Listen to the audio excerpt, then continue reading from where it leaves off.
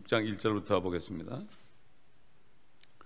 그러나 욥이 대답하여 말하기를 오 내 슬픔을 전부 달아보고 내 재앙을 다 저울에 놓아 보았으면 지금 그것은 바다의 모래보다도 더 무거움으로 내 말들이 삼켜졌느니라.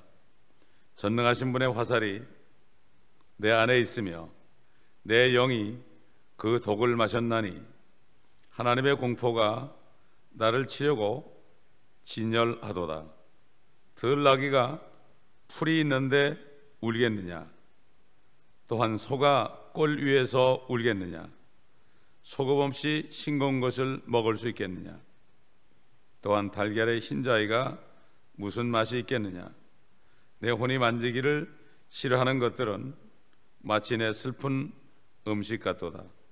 오 내가 구하는 것을 갖는다면, 내가 바라는 것을 하나님께서 내게 허락하신다면, 나를 멸하신 것이 하나님을 기쁘게 드린다면 그것마저 바라리라.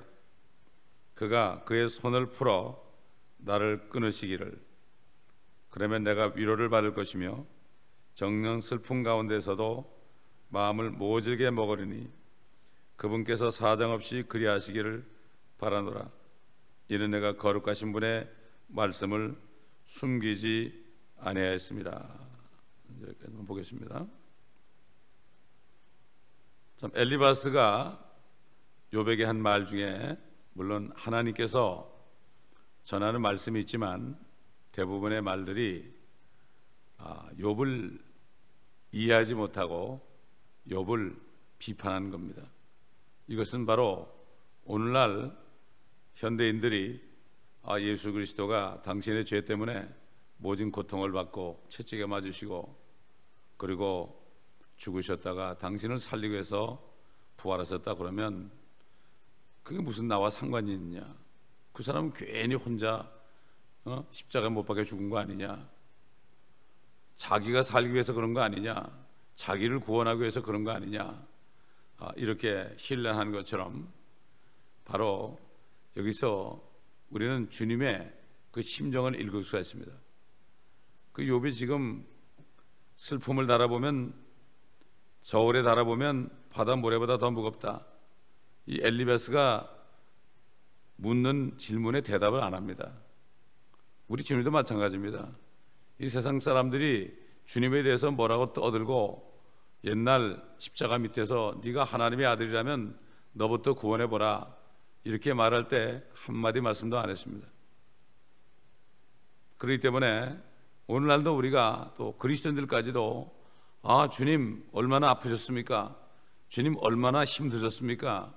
고난 주간만 되면 그때면 눈물 좀 흘리고 그때 TV 신문 안 보고 그때 조금 금식하고 그러다 잊어버리는 거예요.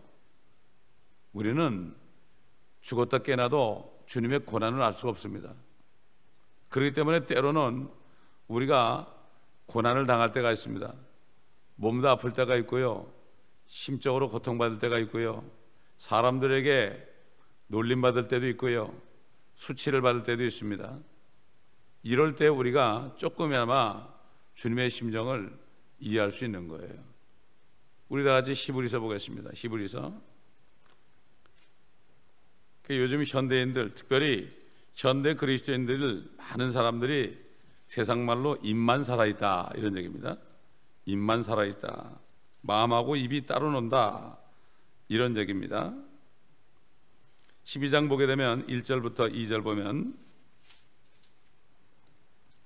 그러므로 이처럼 많은 구름 같은 증인들이 또한 우리를 둘러싸고 있으니 우리 또한 모든 무거운 것과 쉽게 에워싸는 죄를 벗어버리고 인내로 우리 앞에 놓인 경주를 하자. 그리고 우리 믿음의 창시자요 완성자이신 예수를 바라보자. 우리 구원이 완성된 겁니다, 여러분. 이미 주님이 완성했는데 자꾸만 내가 어쩌고 저쩌고 내가 뭐 죄를 져가지고 이게 어쩌고 저쩌고 그러면 안 돼요. 우리가 은혜로 구원받은 거지 내가 한 행위로 구원받은 게 아니에요. 내가 한 행위로 구원받았다면 내 행위 때문에 그것이 무효가 되지 절대 않습니다. 은혜가 뭡니까? 100% 주님이 하신 거예요.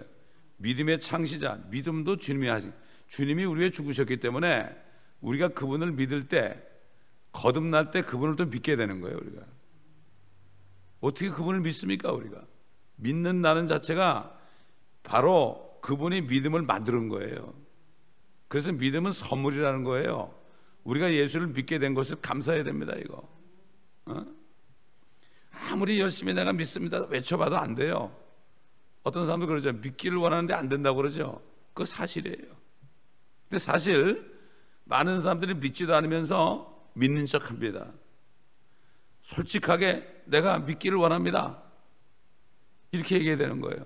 옛날 베드로 제자들이 뭐라고 그랬죠? 주님 우리에게 믿음을 더해달라고 그랬어요.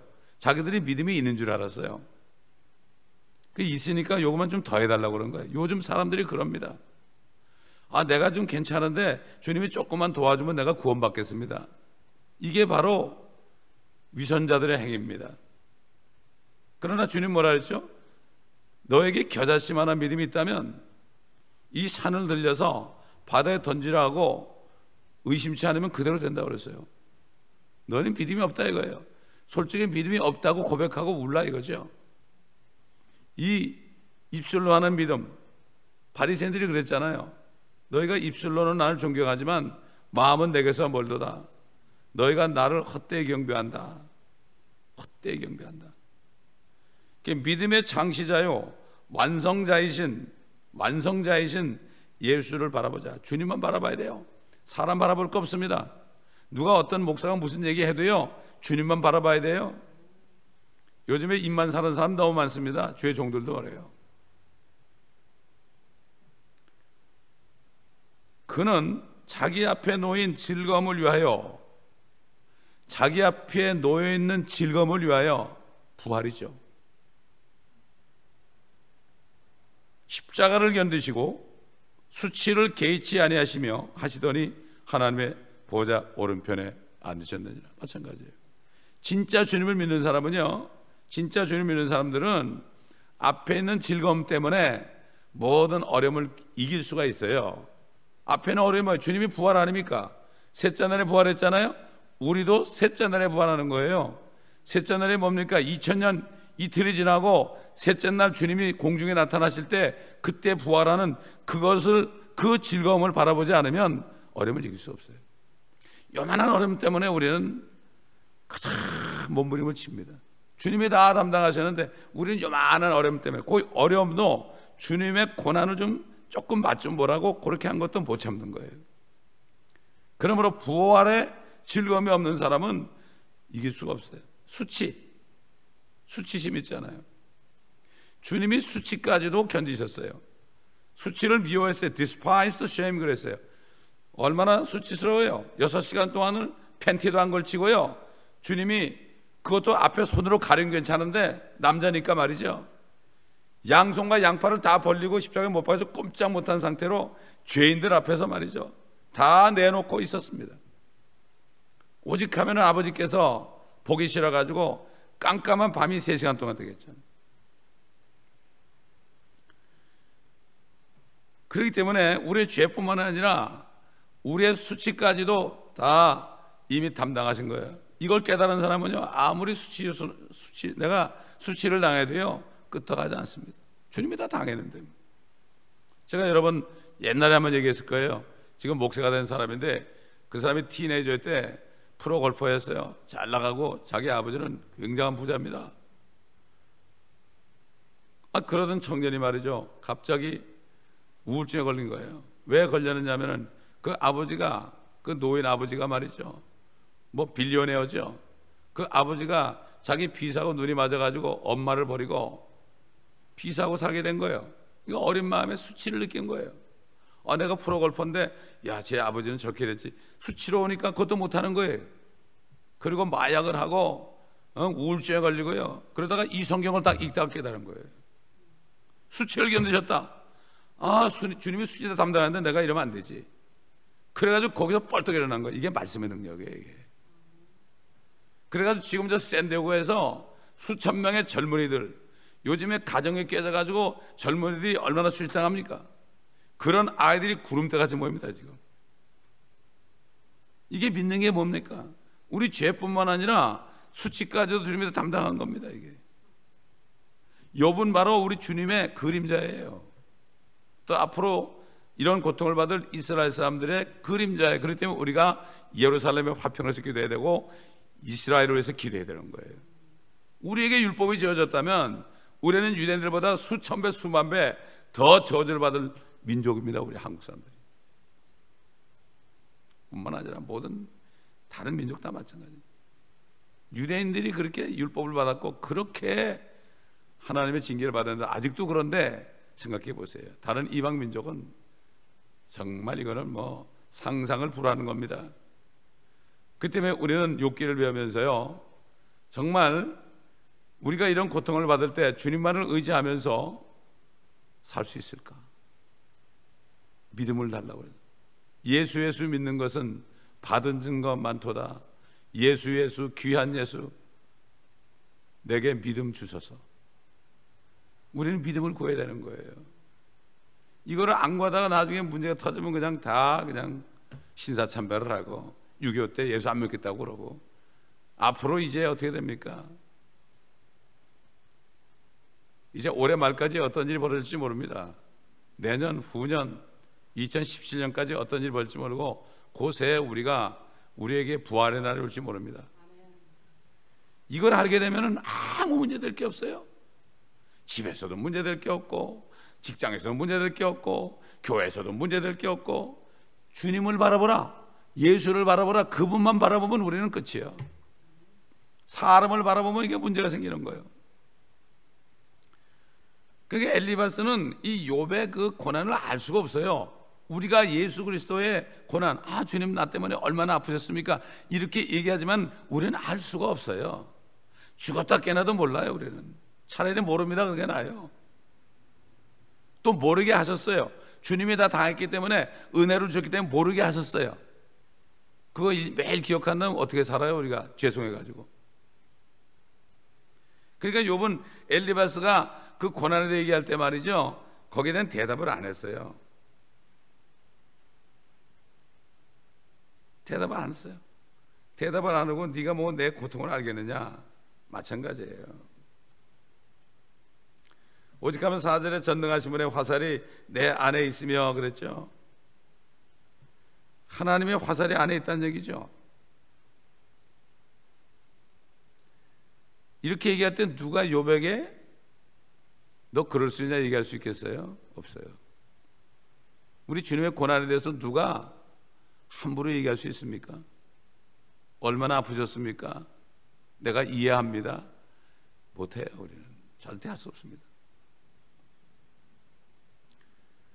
그러니까 욥이 지금 엘리바스에서 하는 얘기가, 내가 인내하고 있는 것을 네가 정말로 안다면, 그리고 네가 저울에 달아본다면 한 2천억 통 정도 될 텐데, 이건 뭐 엄청난 거죠. 나는 내 입을 열 수도 없다. 내가 내 입을 연다면, 내 입을 열어도 너는, 내 말이 너에게는 옳게 들리지 않을 거다. 이게 주님이 아무 말도 안 한 거예요. 주님이 무슨 말을 하겠습니까? 그 짐승 같은 인생들에게 무슨 말씀을 하겠습니까? 털 깎이는 양처럼 입을 열지 않았다고 그랬어요. 도살자에 끌려가면서 말이죠, 털 깎이는 양처럼 입을 열지 않았다는 것은 할 말이 없어 그런 게 아니라, 내가 얘기해봤자 너희들이 알겠느냐? 너희들은 모른다. 이 욥의 표현은 뭔가 하면 말이죠, 하나님이 화살을 쏘는데 그냥 쏘시는 게 아니라 나의 심장을 그냥 목표로 삼아가지고 탁 쐈다, 이렇게 표현한 거예요. 그렇게 밖에는 표현할 수 없는 거죠. 그리고 하나님이 나를 원수의 군대를 공격하는 것처럼 나를 공격하고 그냥 집중 포화를 퍼부으셨다, 이 정도로 지금 얘기한 거예요. 그리고 이제 엘리바스에게 묻습니다. 들나귀가 풀이 있는데 울겠느냐? 또한 소가 꼬리에서 울겠느냐? 소금 없이 싱거운 것을 먹을 수 있겠느냐? 또한 달걀의 흰자위가 무슨 맛이 있겠느냐? 내 혼이 만지기를 싫어하는 것들은 마치 내 슬픈 음식 같도다. 이 질문은 부정적이죠. 있겠느냐? 있겠느냐? 없다, 이런 얘기죠. 아니, 들나귀가 먹을 것이 있는데 시끄럽게 울겠습니까? 그렇지 않죠. 욥기 뒤에 가보면요, 사람들이 태어날 때 들나귀처럼 태어난다고 그랬어요. 그저 먹을 거 없으면 징징 울고 먹을 거 있으면 또 가만히 있고, 이게 들나귀입니다. 이게 집에 당나귀도 아니고 들나귀예요. 다 들나귀 같은 인생이에요. 여러분, 먹을 거 떨어져 보세요. 재벌 총수들이 갑자기 망해 보세요. 징징 울어요. 언제 그 폼 잡고 다니는 사람들이 금방 징징 울고요, 비참하게 됩니다. 이 목구멍이 포도초에란 말이 있잖아요. 그래서. 또 소가 그 입을 여물통에 담그고 있는데 울겠는가? 이런 얘기죠. 그렇지 않다는 얘기예요. 달걀의 흰자위가 맛이 있겠는가?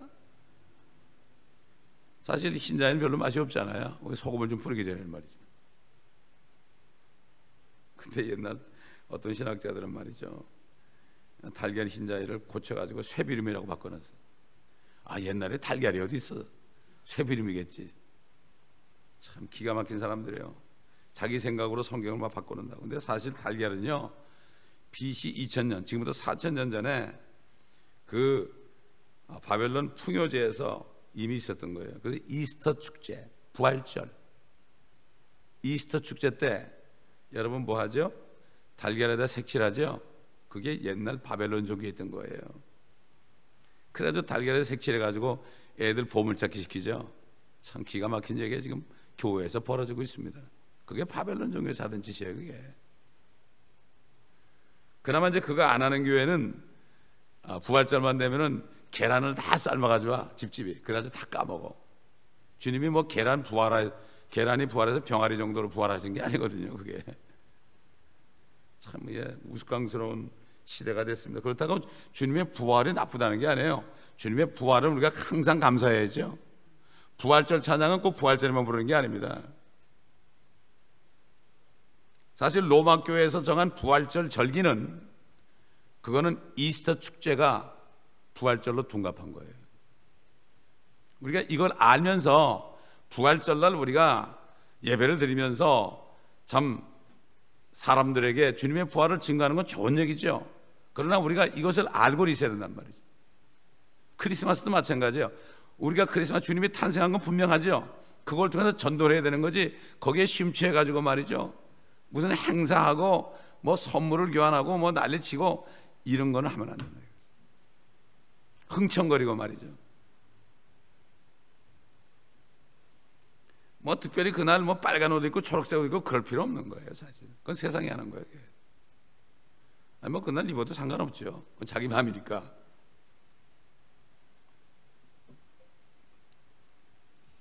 자, 8절에 보면 내가 구하는 것을 갖는다면, 내가 바라는 것을 하나님께서 내게 허락하신다면. 근데 아까 욥이 질문할 때 그들은 대답을 안 했죠. 그러니까 욥이 이제 하늘을 향해서 외치는데 그 얼굴의 모습이 어떻겠어요? 피와 눈물이 범벅됐겠죠. 우리 주님이 겟세마네 동산에서 기도하실 때 땀방울이 핏방울처럼 된다고 그랬습니다, 여러분. 그 모든 세상 죄, 우리의 죄까지 있는 잔이 딱 나타나는데 그 잔을 아버지가 마시라 했거든. 그럼 한 잔 마시면 되는 거지 뭐 그랬을까? 우리 몰라요. 죽었다 깨나도. 오직 고통이 있어서, 주님이 육체로 오셨기 때문에 육체로 계신 동안 통곡과 눈물로 아버지께 간구를 했다고 그랬습니다, 여러분. 통곡을 했다고 그랬어요. 우리 죄 때문에. 이렇게 주님이 통곡하면서 우리가 태어나서 지을 모든 죄까지도 다 담당하고 죽으셨는데 이걸 모르고, 내가 예수 믿는 영접할 때 그때까지만 주님이 죄 용서해 주고 그 다음부터 짓는 죄는 난 지옥 간다, 이런 사람은 참 못 말리는 사람이에요. 사람은 주님의 고난을 모르는 거예요. 오직하면 주님이 부활하셔가지고 제자들에게 그랬잖아요. 모세의 율법과 선지서와 시편에 나에 관하여 기록된 모든 말씀이 이루어져야 하려니 이는 그리스도가 고난을 받고 죽은 자 가운데서 셋째 날에 살아날 것이 기록되었다. 그리고 너희는 나를 보니까 이 모든 일의 증인이다. 너희 나 봤잖아. 십자가에서 피 흘린 거 봤잖아. 내가 무덤에서 사흘밤 살리는 거 봤잖아. 내가 부활한 거 지금 두 눈으로 똑똑히 보고 있잖아. 내가 영이 아니잖아. 영은 살과 뼈가 없잖아. 나는 있잖아. 만져봐. 내가 먹고 있잖아. 너희는 이 모든 일의 증인이다. 그러면서 뭐라 하십니까? 예루살렘으로부터 모든 민족에게 회개와 죄사함이 선포되어야 하리라. 너희가 증인이다. 회개만 하면, 예수를 모르고 믿지 않았던 거 회개만 하면 죄가 다 용서된다. 그럼 끝나는 거예요. 회개하고 죄 용서받으면 다 끝나는 거예요. 그럼 성령이 들어오시면 하나님의 자녀가 되는 거예요. 근데 사람들이 회개를 안 해. 회개. 후회만 하고 앉아서 평생 교회에 앉아서 맨날 똑같은 죄 짓고 주여 잘못했습니다. 똑같은 죄 잘못했습니다. 이건 후회예요. 후회. 진짜 회개하잖아요. 회개하면, 자, 요한일서 보겠습니다. 요한일서 1장 잘 아는 말씀이죠. 9절 보면 우리가 우리 죄들을 자백하면, 이거는 구원받은 사람이 하는 얘기입니다.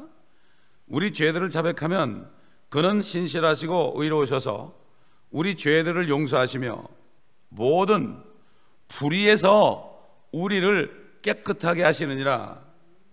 구원받은 사람도 죄를 짓죠. 육신을 입고 있으니까. 이 육신은 죄덩어리거든요. 이거 죄덩어리. 우리 혼은 구원받았지만, 우리 영은 거듭났지만 육신은 아직 죄덩어리인데 왜 아직 살고 있죠? 육신 안에 할 일이 있어서 그런 거예요. 사도 바울이 그랬잖아요. 너무나 고통스러우니까 내가 차라리 몸을 떠나 주와 합하는 것이 더 좋으나 내가 아직 몸 안에 있는 것은 너의 유익을 위하며 내가 복음을 전해야 된다. 나 같은 사람을 살려야 된다. 그 때문에 그리스도인들이 이렇게 죄의 몸 안에 있으면서 고통을 받아도 죄를 자백하면 죄만 용서해 주는 게 아니라 모든 불의에서 깨끗하게 한다. 쉽게 해서 이런 얘기예요. 넘어져가지고 팔이 부러졌어요. 뚝 부러졌어요. 다리가 부러졌어요. 그죠? 그럴 수 있잖아요. 그런데 이것을 잘 맞춰가지고 붕대를 감고 이렇게 해가지고 지짐대를 딱 해가지고서 한 달, 두 달 있으면 나중에 이게 붙어버리면 옛날보다 더 강해진다는 거예요. 제가 옛날에 자전거 타다가 가랭이를 집어넣어서 타다 넘어져가지고 팔이 부러진, 왼쪽 팔이 부러진 적이 있었거든요. 근데 이게 더 강해지는 거예요. 마찬가지예요. 우리가 죄를 질 수 있지만 자백하면 죄만 용서해 주는 게 아니라 그 죄를 짓지 않도록 그 죄에 대해서 강하게 불의로부터 깨끗하게 하는 거예요. 이게. 그래서 회개하는 거예요. 그래서 자백해야 되는 거예요. 자백하지 않으면 자꾸 그 죄가 생각이 나는 거예요. 주님 앞에 하면 되는 거예요. 신부한테 앞에 가서 할 필요도 없고 목사 앞에 할 필요도 없어요. 주님 앞에 직접 하면 돼요.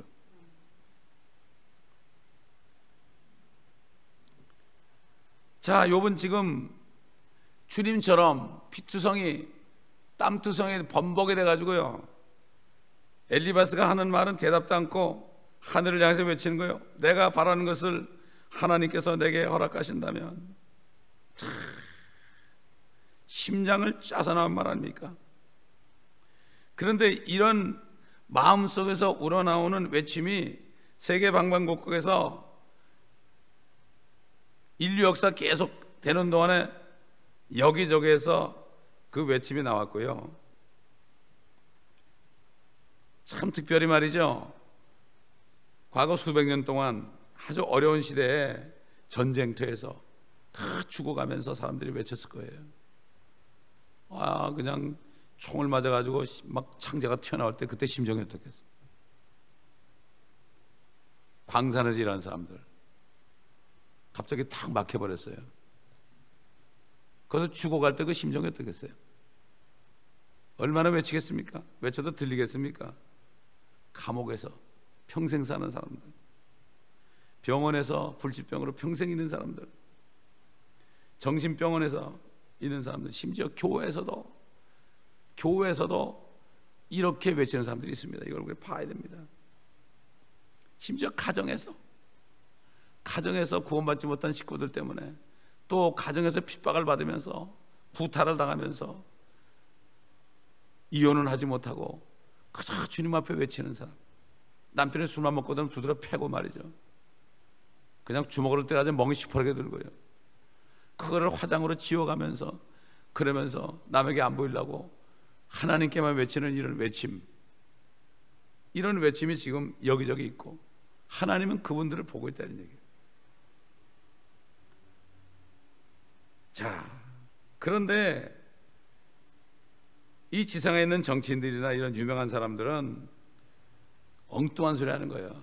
그런 사람들이 심정을 모릅니다. 전혀 모르는 거죠. 소수의 사람들 위해 사는 거예요. 지금 미국만 해도요, 미국 전체의 부가 2, 3% 되는 사람들 손에 다 쥐어 있어요 지금. 그러니까 결국 거의 90% 이상이 그 사람들이 다 가지고 있고요. 그 조그만 거 가지고 서로 치고받고 장사해가지고 경쟁하면서 네가 조금 내가 조금 더 먹으려고 막 그냥 아우성치고 사는 거예요 지금. 이 얼마나 불쌍한 인생들이에요. 이사야가 그랬잖아요. 하나님이 둥그런 지구 위에서 이렇게, 원형지구에서 이렇게 세상을 내려보니까 세상 거미는 메뚜기 같도다. 팔딱팔딱 뛰는 거 뛰어봤자 벼룩 아니에요. LA도 보세요. 얼마나 식당도 많고 얼마나 사업장이 많아요. 서로 그냥 우리 한인 사회에서 서로 그냥 한인들 돈 빼가려고 지금 안같이 렌트가 안 나면은 그냥 얼마나 힘들어. 닫을 수도 없고 안 닫을 수 없고, 이게 우리 인생 아니겠습니까? 그러나 그래서 주님께서 뭐라 했죠? 하나님이 내게 기름을 부으사 가난한 자에게 복음을 전하게 하시려고. 자, 우리 한번 봅시다. 이사야서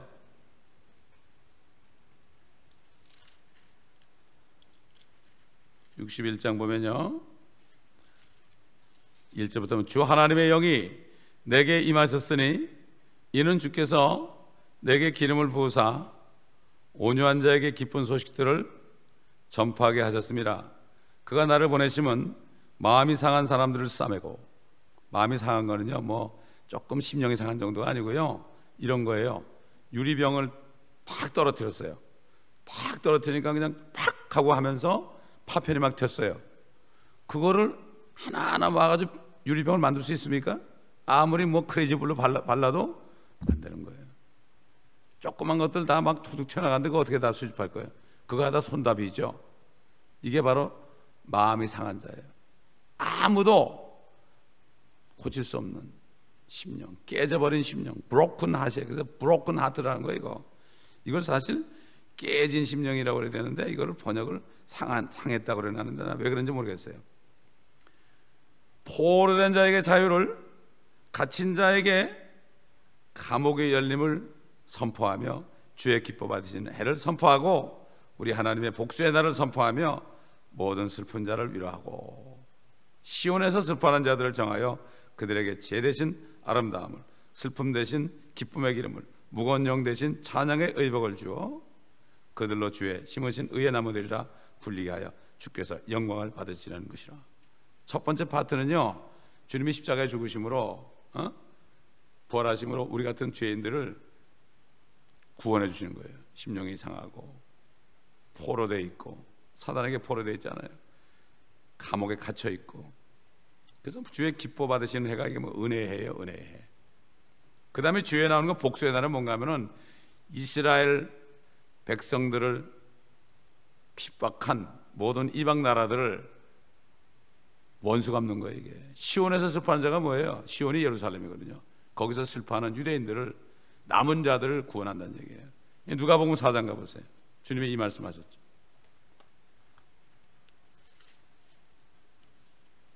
4장 18절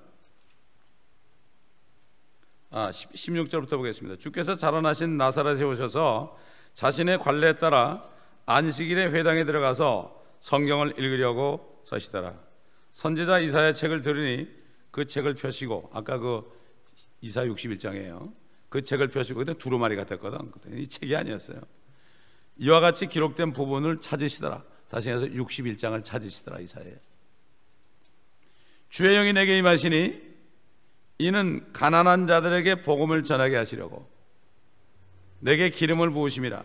주님은 가난한 자라고 그랬어요. 그가 나를 보내셨으니 이는 마음이 상한 자를 치유케 하시며 포로들에게 구원을 선포하고 눈먼 자를 보게 하고 짓밟힌 자들을 해방시켜주고 주의 기뻐 받으시는 해를 은혜해요 전파하게 하심이라. 은혜 복음이에요. 이게 책을 덮으신 후 그랬죠. 책을 덮었어요.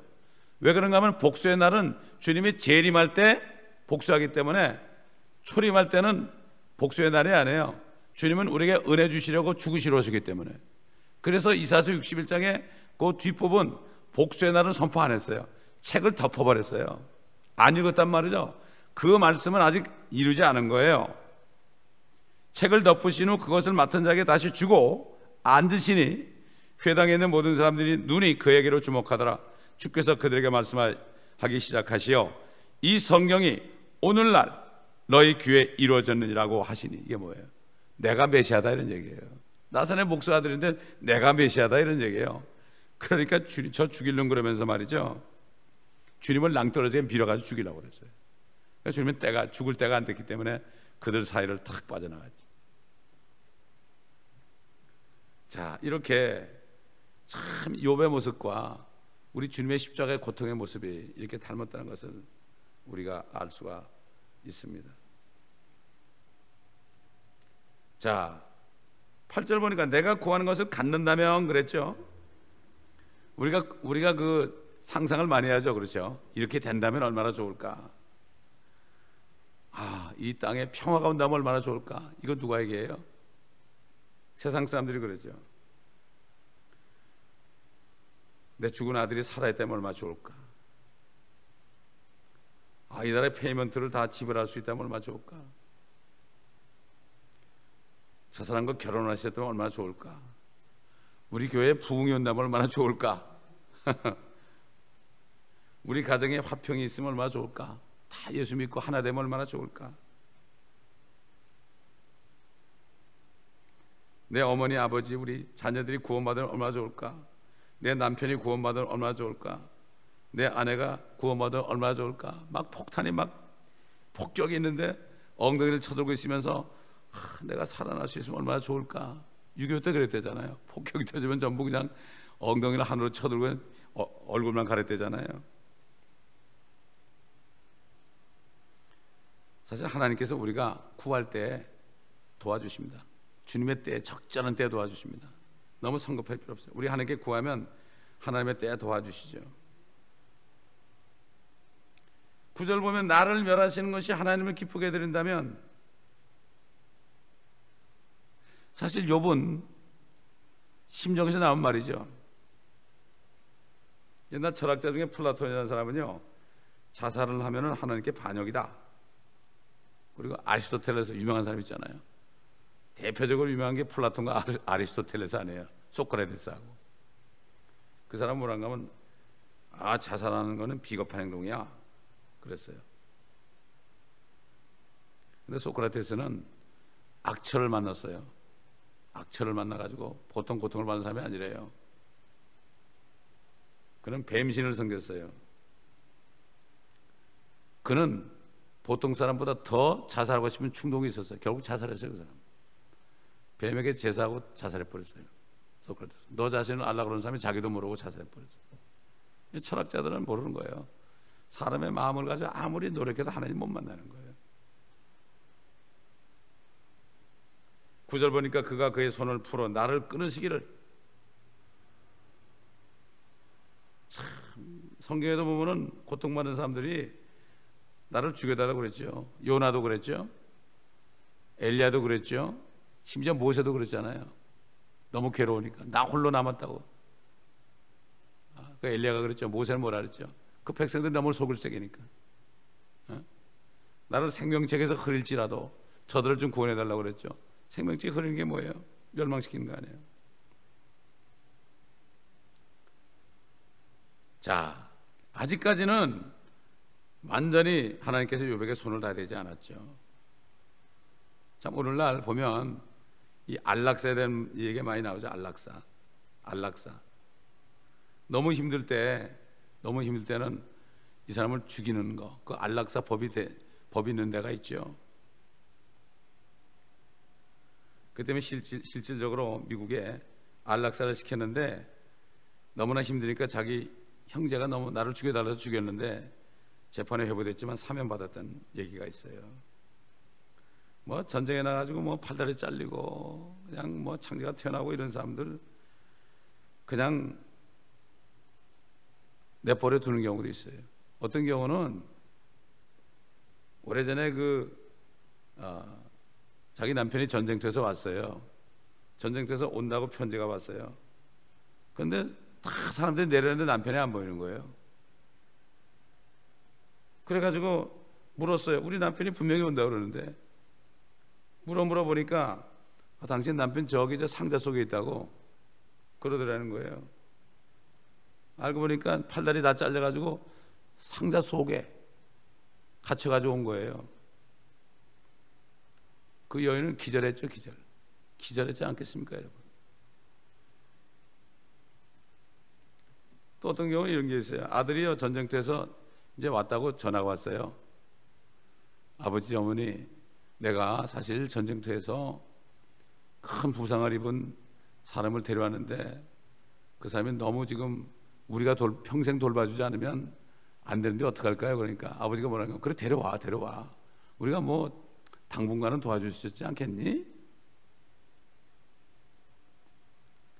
최선을 다하겠지만은 그렇지만 사실 때가 되면 다른 곳으로 옮겨야 되지 않겠냐 이렇게 얘기를 했어요. 그리고 전화를 끊었어요. 그리고 얼마 있다가요 경찰로부터 연락을 받았어요. 당신 아들이 12층 호텔 창문에서 뛰어내려서 자살했다는 그런 연락을 받았어요. 그 아들은 자기 자신을 얘기한 거예요. 자기 자신을 얘기했는데 내가 돌봐주지 못한다고 그러니까 죽는 게 낫잖아요. 이런 일이 실제 있었어요. 이런 고통받는 사람 우리 이해할 수 있어요? 그런 사람도 이해 못하는데 주님은 어떻게 이해합니까? 알 수 없어요. 우리는. 그렇기 때문에 우리는 다른 것보다도 정말 주님을 알기 위해서 예수도 알기 원함은 크고 더 넓은 은혜와 대속해 주신 사랑을 간절히 알기 원하네. 내 평생의 소원 대속해 주신 사랑을 간절히 알기 원하네. 이거 알면 돼. 다른 거 알라고 할 거 없어요. 성경에서 뭘 배웁니까? 우리가 성경 공부를 왜 합니까? 그거 알려고 하는 거예요. 지식 알려고 하는 게 아니에요. 이거 지식은 교만케 해요. 지식으로 가지고 있는 사람은 다른 사람을 판단해요. 그러나 성경에서 주님을 아는 사람은요 겸손해지게 되어 있어요.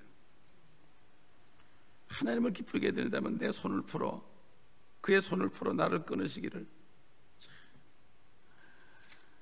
그렇습니다. 지금. 그렇기 때문에 우리는 이 욥기를 통해서 이렇게 많은 것을 배울 수가 있습니다. 또 다음 주에 계속하겠습니다. 기도하겠습니다. 넘쳐날 수 있도록 하나님의 사랑을 부어 주시옵소서. 우리는 사랑할 수 없는 존재들입니다. 성령님 사랑을 보여주실 때 우리가 할 수가 있사오니 간절히 부탁하오니 주님 이 아침에도 그 사랑을 우리에게 부어 주시옵소서. 우리 성도들에게 부어 주시옵소서. 감사드리며 우리 주 예수 그리스도의 이름으로 기도합니다. 아멘. 우리 주여 한번 기도할 때 주님 우리 모든 성도들이 주님을 다 알길 원합니다. 아버지의 사랑을 부어주셔서 주님의 고난과 주님의 수치당하심과 욥보다 더한 그런 고난을 받으신 주님, 그것도 나 때문에, 다른 사람이 아니라 나 때문에 그것을 깨닫고 우리가 모든 사람을 사랑하며 정말 나를 미워하는 사람까지도 사랑하며 원수까지도 사랑할 수 있는 우리가 되게 해. 이거는 사랑이 없으면 안 되오니 아버지의 사랑을 부어주옵소서. 그래서 주님의 은혜를 깨닫게 하옵소서. 우리 주여 한번 부르기도 합니다.